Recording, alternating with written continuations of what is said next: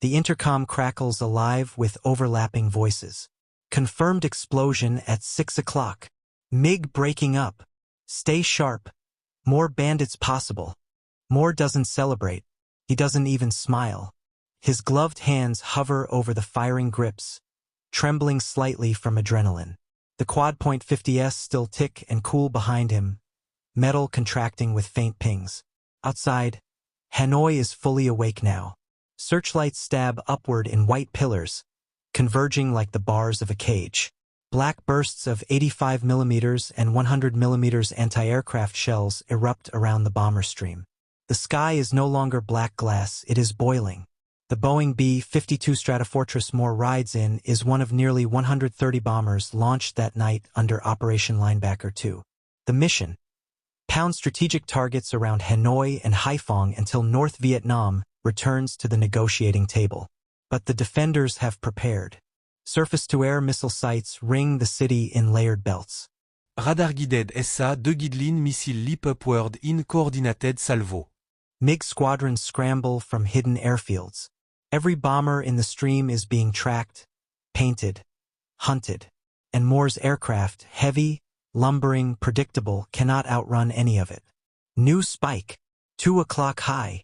The radar warning receiver shrieks. Moore swings his scope slightly, scanning for another closing contact. His eyes strain against the phosphorescent green glow. His breathing fogs the inside of his visor before the oxygen flow clears it again. Another blip flickers, this time offset. Not directly behind. The MiGs are adapting. The first attacker likely tried a classic stern approach, climb from below, fire, break away. Instead, he flew into a storm of .50 caliber tracers. Now the others will try a slashing attack.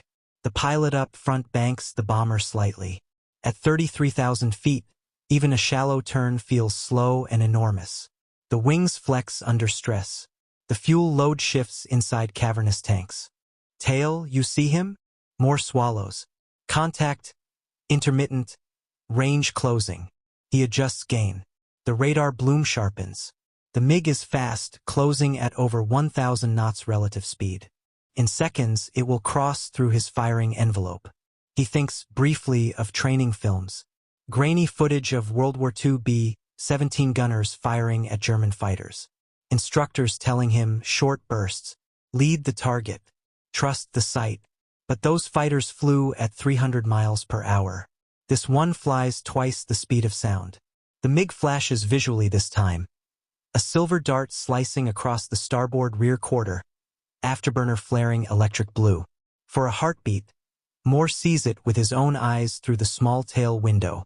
Beautiful, deadly. The MiG pilot rolls inverted, nose dropping to position for a missile shot. The geometry is perfect. The B-52's massive radar signature fills his sight. Moore flips to manual lead. He doesn't wait for perfect tone. He fires. The Brownings roar again, shaking the tail compartment like a jackhammer. Tracers arc across the sky, curving slightly with gravity before vanishing into darkness. The MiG streaks through the stream. Too fast? Too high? Moore corrects, tiny adjustments, instinct now overpowering fear. He walks the tracers ahead of the jet's path. For a split second, the MiG disappears in the glare of his own rounds. Then it's gone, no explosion this time. No fireball.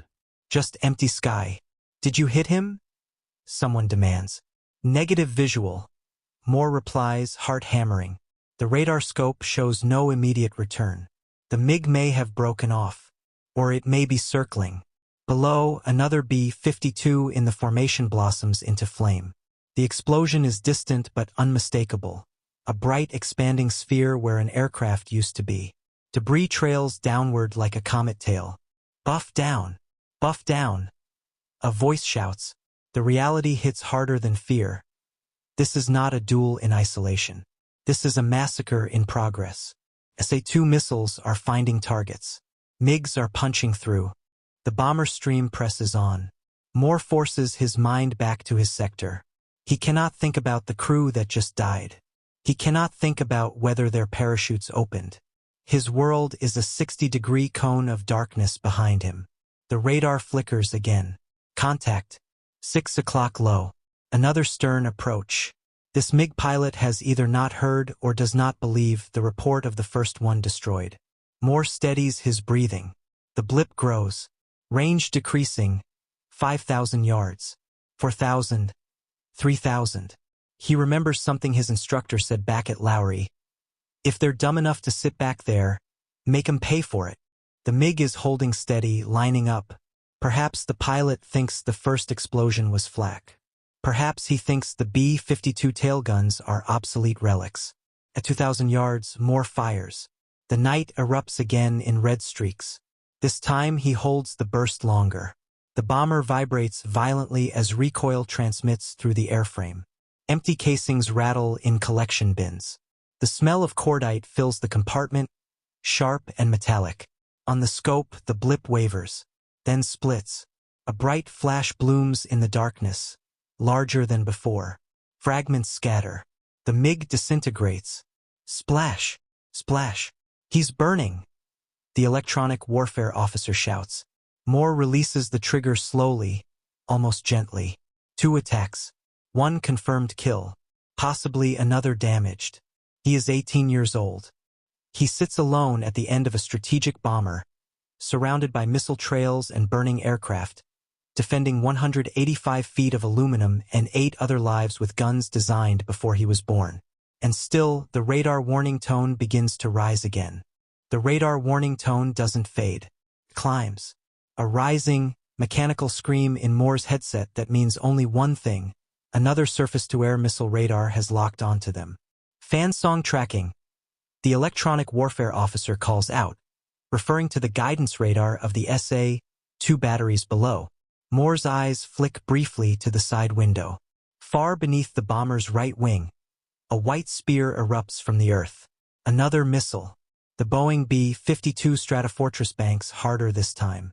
The pilot throws the massive aircraft into a defensive turn. Heavy, deliberate, the wings groaning under stress. The entire tail shudders, and Moore feels it through the seat frame and into his spine. The missile climbs fast, faster than seems possible. At 33,000 feet, everything feels slowed by altitude, by distance. But the SA-2 is anything but slow. It closes the gap in seconds. Stand by, stand by. The bomber dives slightly and rolls. The missile streaks past. So close Moore sees the white body flash by the tail window before it detonates behind them in a blinding orange sphere. The concussion slams the aircraft like a sledgehammer. Warning lights flicker. For a moment, Moore thinks they've lost an engine. But the vibration steadies. They're still flying. Behind him, the sky is chaos. Burning fragments from downed aircraft fall like dying stars. Searchlights still claw upward. Tracers arc from the ground in red rivers. And yet, no new radar contact. The MiGs have pulled back. Perhaps word is spreading across North Vietnamese frequencies that one of the bombers is biting back. That somewhere in the dark, a tail gunner is not an easy kill. Moore adjusts his scope gain again, scanning carefully. Nothing. His breathing slows. His hands finally begin to ache from gripping the firing handle so tightly. Up front, the navigator calls the bomb run complete. Doors opened. Payload away. Tons of ordnance have just fallen toward rail yards and supply depots below Hanoi, part of the relentless pressure of Operation Linebacker II. The bomber stream begins its turn toward Thailand. The longest part of the mission is always the ride home. Fuel is lower. Formation spacing is looser. And the defenses, angry now, are still hunting.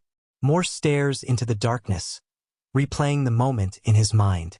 The first MiG, how steady it looked on the scope. The second, how quickly it vanished in flame. He wonders about the pilots inside those jets. Were they young too? Did they see the tracers coming? He pushes the thought away. Another call crackles over the radio. Another B-52 hit, somewhere behind them. The tone in the voice tells him the damage is catastrophic. He does not turn to look. His job is not to watch others fall. It is to guard this aircraft. Minutes stretch, then half an hour. Gradually, the density of flak thins.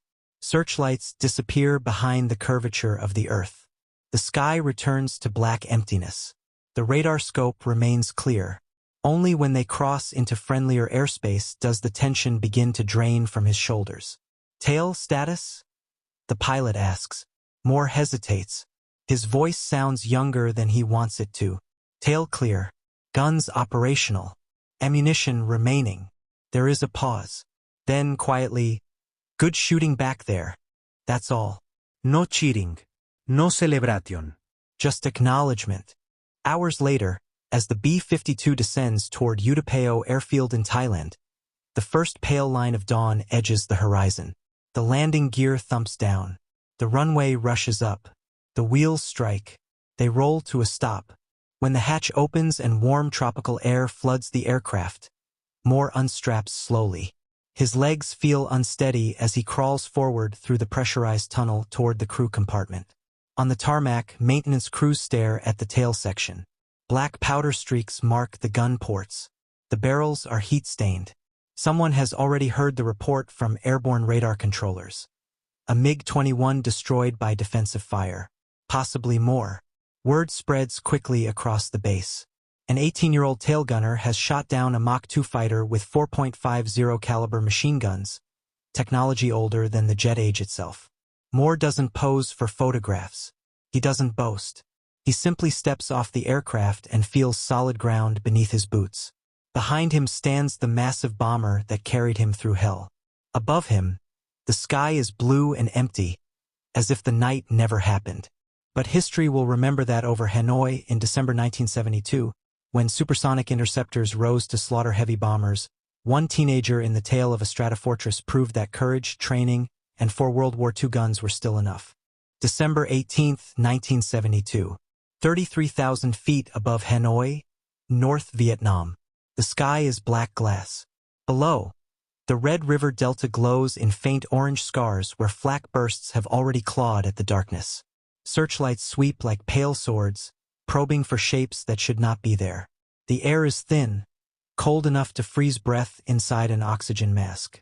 Inside the tail compartment of a Boeing B-52 Stratofortress, Airman First Class Albert E.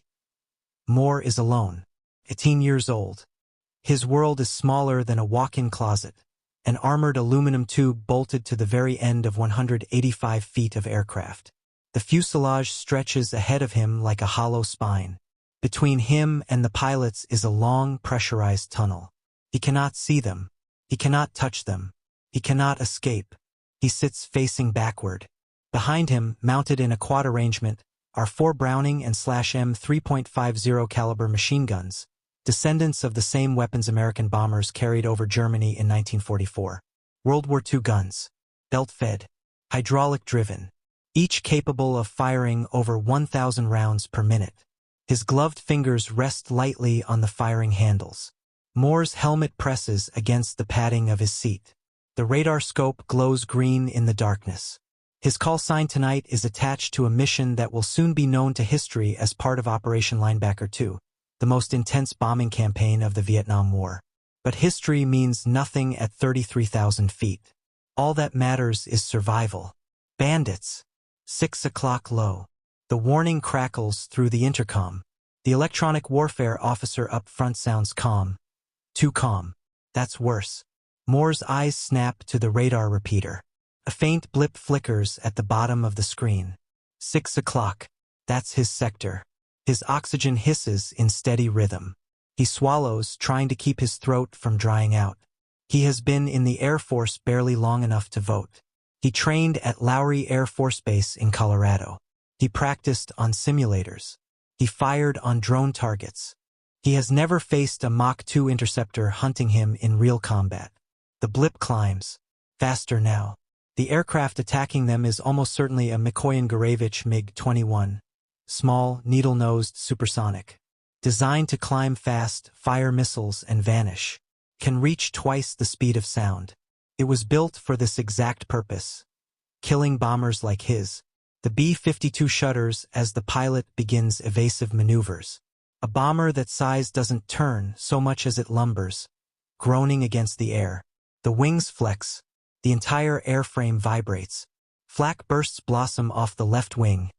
Dark flowers edged in flame. Missile launch. Missile launch. The words hammer through the headset. Somewhere out there, a radar-guided surface-to-air missile has ignited. A telephone pole of white fire racing upward. More forces his breathing steady. He has been trained for this. Ignore the chaos. Focus on your scope. The blip is closer now. Closing speed terrifying. The MiG is climbing from below using the darkness. His pilot knows the B-52's weak point is the rear. Get close. Fire K-13 missiles. Break away. Moore adjusts the range selector. The green line on the scope tightens. His hands tighten on the grips. He is not supposed to duel fighters. The tail guns are a last resort, defensive, desperate. Against propeller aircraft, maybe. Against early jets, possibly. Against a Mach II MiG? This is 1972. Those guns were born in 1944. But they are all he has. The bomber rocks violently. The SAM detonates somewhere below. Close enough that the concussion thumps the fuselage like a giant's fist. The blip is steady now. Directly behind. He flips the radar into tracking mode. A tone fills his headset. The MiG is inside lethal range. For a split second, fear floods him. Not abstract fear, but a physical wave that crawls up his spine. He imagines the MiG pilot in his cockpit, helmeted, calm, lining up a missile shot. The Vietnamese ace sees only a fat, lumbering target. He does not see the 18-year-old in the tail. Steady, steady. Moore squeezes the trigger. The tail erupts. For Brownings roar as one. The entire compartment shakes violently. Tracer rounds streak backward into the night. Brilliant red spears carving through blackness. Hundreds of rounds per second. He walks the stream upward, trusting the radar solution, trusting training drilled into him under Colorado skies. The MiG blip jitters. Then it vanishes. For one impossible second, Moore thinks he's lost him. Then, flash. Not flak. Not a missile. A fireball blossoms behind them, small at first, then swelling into a tumbling orange star. Debris spins away, trailing sparks. Good hits. Good hits. Someone shouts over the intercom. Moore keeps firing for another heartbeat, then releases. Silence floods the compartment except for the ringing in his ears and the hiss of oxygen. He stares at the scope. Nothing. The Mach II hunter is gone. Behind them, falling toward the darkness over Hanoi, is the burning wreckage of a supersonic fighter. An 18-year-old, alone in the tail of a strategic bomber, has just destroyed it with guns designed in World War II. But the night is not over. Searchlights converge again. Another radar warning tone rises. And far below, more missiles are climbing.